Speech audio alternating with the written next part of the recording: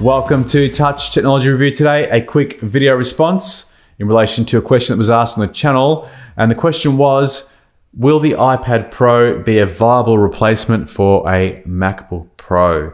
Now that question is really interesting because never before have we seen the iPad Pro get as close in terms of specifications to a MacBook Pro than we have in this 2018 model. This new version has up to 6 GB of RAM and can be upgraded all the way up to 1 TB of storage, and it sports the A12X Bionic Processor, which has been shown to produce really favorable results when it's been bench tested against MacBook Pros. So much so that they've been compared to be the same performance as an entry-level MacBook Pro. Certainly not a mid or high range version, but they're very close. The first point to address is the specifications, and I would say yes, we are getting to a point where it's getting very close, and only those really high-end users that are wanting the ultimate in speed need to consider a MacBook Pro in terms of the benefits of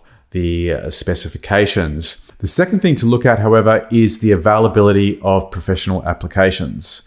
So you can get scaled down versions of the Adobe Creative Suite, for example, for the iPad Pro, but these are not full versions of the software with all of the advanced functionality. So you might be missing out on certain features if you're using those applications on your iPad Pro.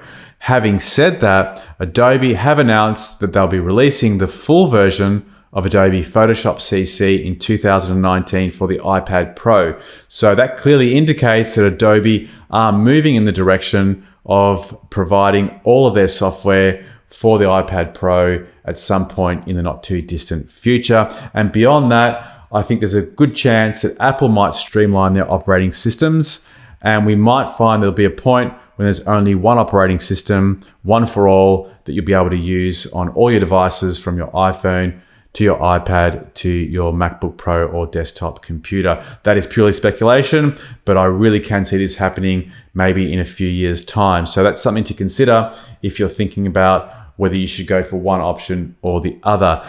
Now, the last thing to consider is one of the reasons why people want an iPad, and that is that you have touchscreen capability, which you've yet to see be delivered on the MacBook Pro or iMac, despite a lot of speculation that they might eventually do it. At the moment, if you want touchscreen on an Apple product, you need to get an iPhone or an iPad, and the iPad also has the Apple Pencil, which allows for creativity such as drawing and painting, etc. So if you require those features and those functions, then at this stage, the iPad makes a lot of sense. And it really then comes down to whether you need to have both the iPad Pro and a MacBook Pro to realize all of your requirements. And that again comes down to what you're going to be using it for. So for general day-to-day usage, if you're an independent contractor, a creative that can get away with using any software you choose, then the iPad Pro is most likely going to cut it.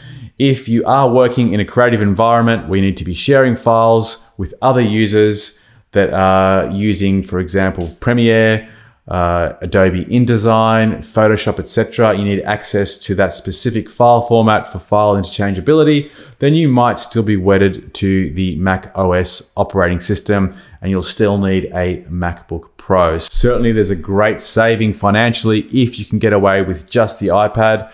I find that with what I'm doing in terms of my workflow, I still need a MacBook Pro, I need an iPad, I need an iPhone, I need all the devices to work together to get the best result. But I wouldn't be surprised if in a few years' time, I could be making this choice myself and considering going down one path or the other. So we'll have to see how that translates. But for now, certainly we are coming to a point where the iPad Pro is looking more and more viable as an option for professional usage. So hopefully that was of assistance. If anyone out there has been using the iPad Pro 2018 and you want to share your experiences, provide any information about how you've found it so far in comparison to using a MacBook Pro, and you want to share it with the channel members, feel free to put that info in the comments box below. Hopefully you enjoyed the video. Don't forget to hit the like button. Also consider subscribing to the channel and hit that notification bell next to subscribe so you ensure that you'll be notified of up and coming video releases. Thanks again.